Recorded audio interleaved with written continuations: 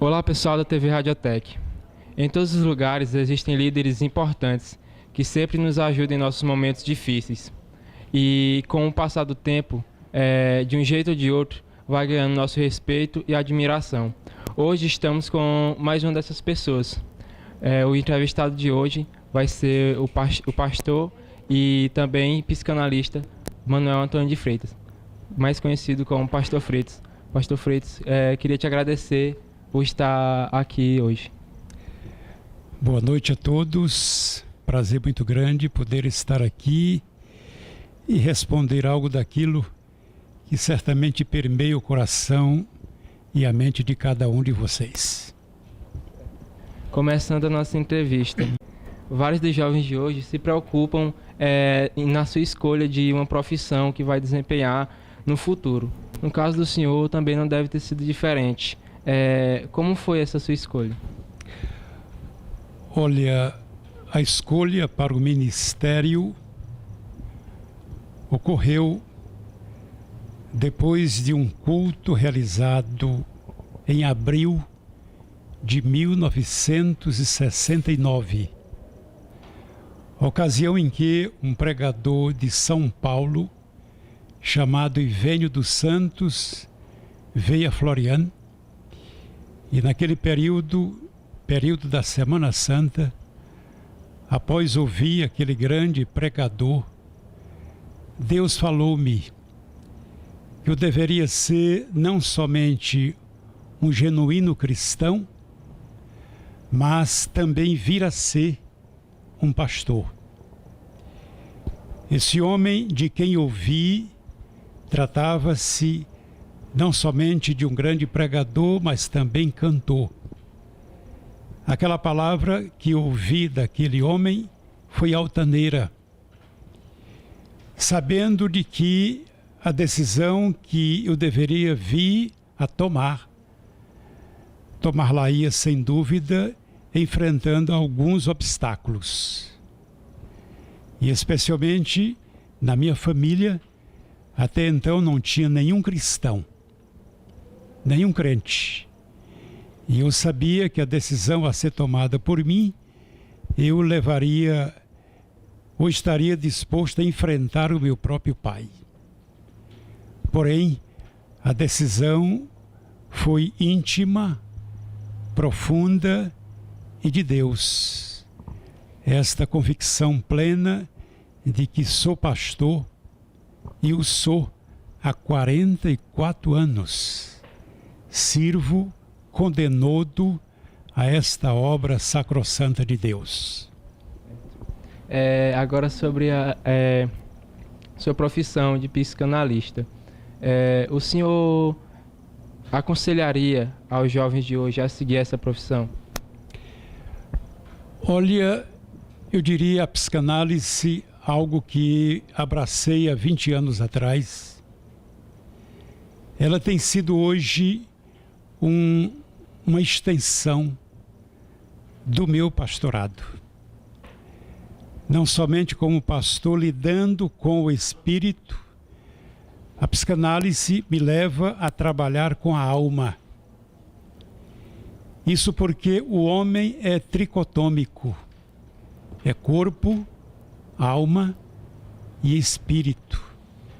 Então, como pastor, a análise para mim é de uma importância tamanha.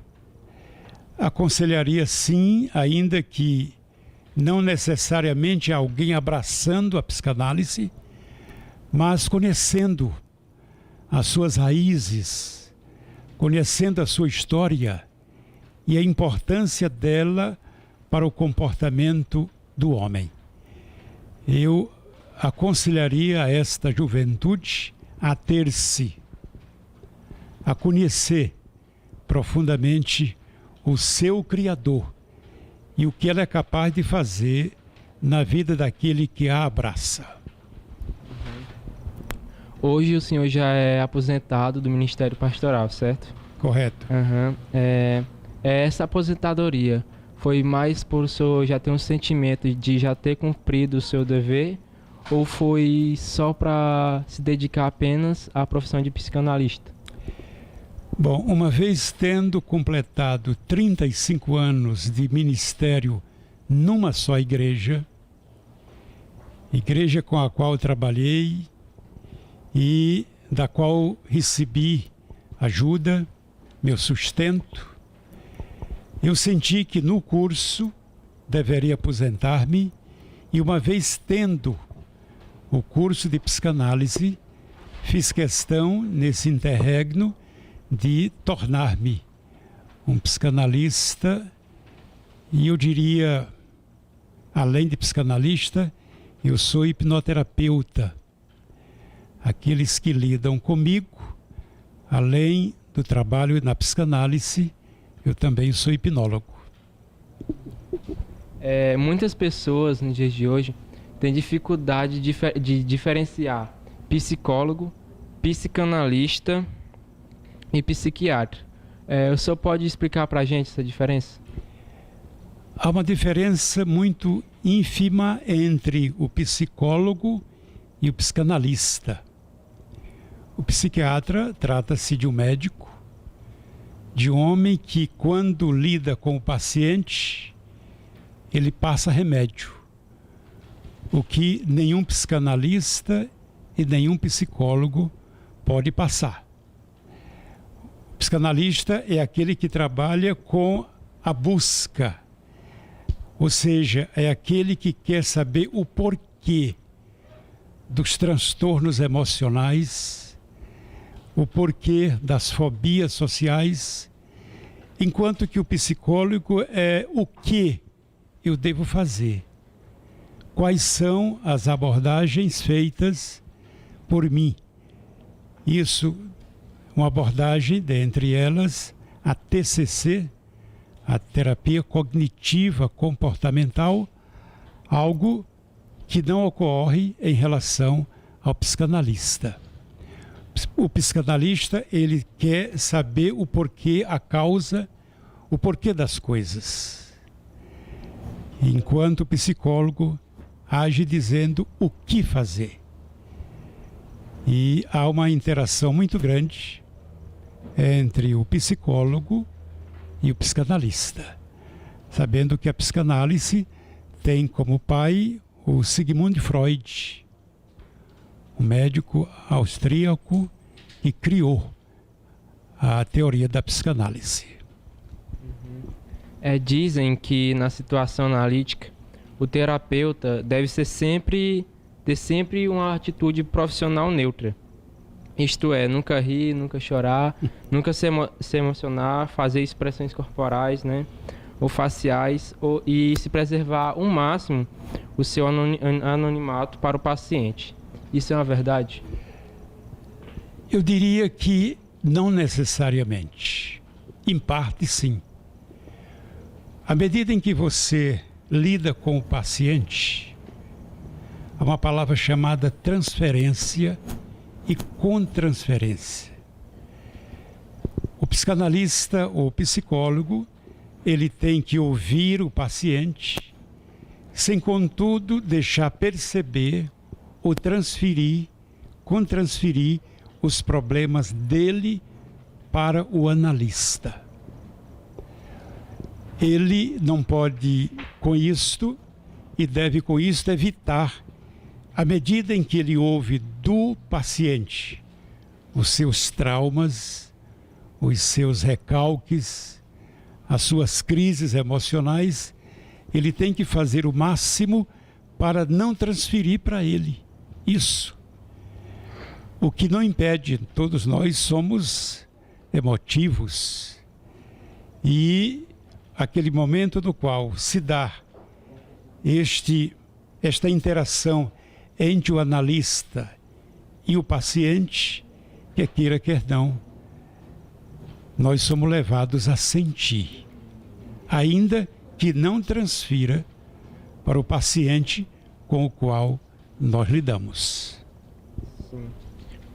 Pastor, como explicar que nos dias de hoje pessoas tão jovens vêm cometendo delitos tão grandes, como é o caso da escola em Suzano?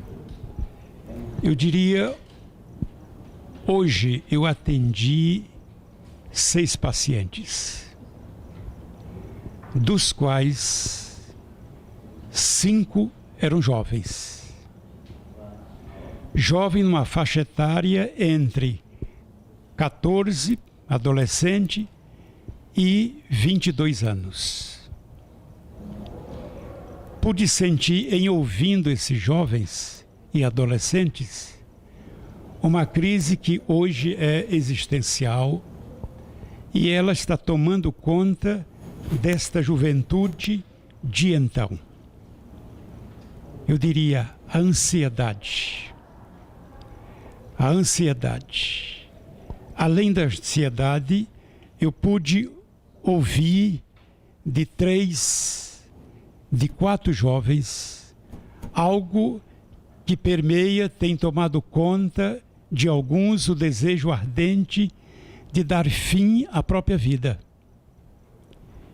Eu me encontrei com, das 4, 3 dizendo: pastor, eu desejo dar fim à minha vida. Fiz questão de conversar com aquela jovem e, pelo fato de ser analista e, acima de tudo, um pastor, eu fiz questão de elucidar aquela jovem. O que poderá acontecer à medida em que você vir a praticar o suicídio? Para onde você vai? Qual o caminho último de quem pratica o suicídio? Então eu pude sentir de uma das jovens com quem falei, ela lacrimejar os olhos.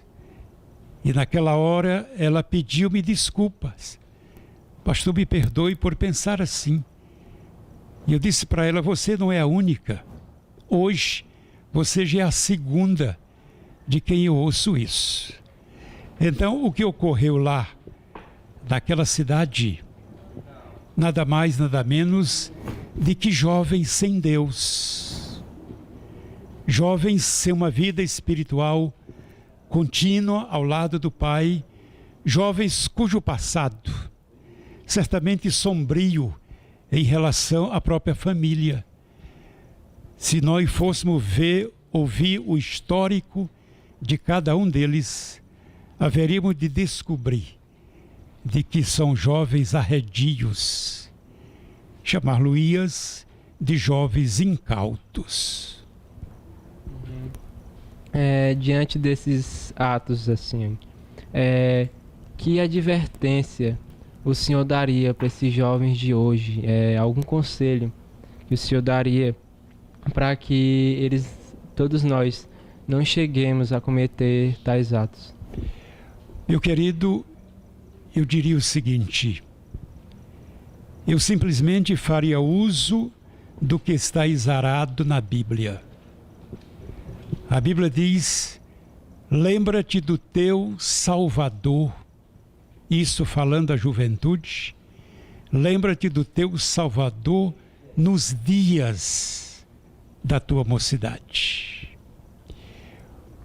O salmista disse: como purificará o jovem o seu caminho? Observando conforme a tua palavra. O conselho que eu daria a esta juventude é aquele que está pautado na Bíblia. Agrada-te ao Senhor e Ele satisfará o desejo do teu coração. A juventude de hoje, como nunca, ela é sedenta. O salmista disse que o jovem tem sede de Deus como terra seca. O jovem deve procurar a Deus. Deve estar de contínuo clamando a Deus. Eu sei que cada jovem tem seu sonho, tem sua aspiração, tem seu anelo. Mas dentre os grandes anelos da juventude, há um que sobrepuja, e este anelo é a busca de Deus. E à medida em que ele está perto de Deus, ele tem como resolver as crises existenciais com as quais ele vai lidar no seu dia a dia. Pastor Freitas, queria agradecer novamente por o senhor ter aceitado o nosso convite de estar aqui hoje participando do nosso programa Papo Arretado. E é isso, pessoal. Nosso programa vai ficando por aqui e até o próximo programa.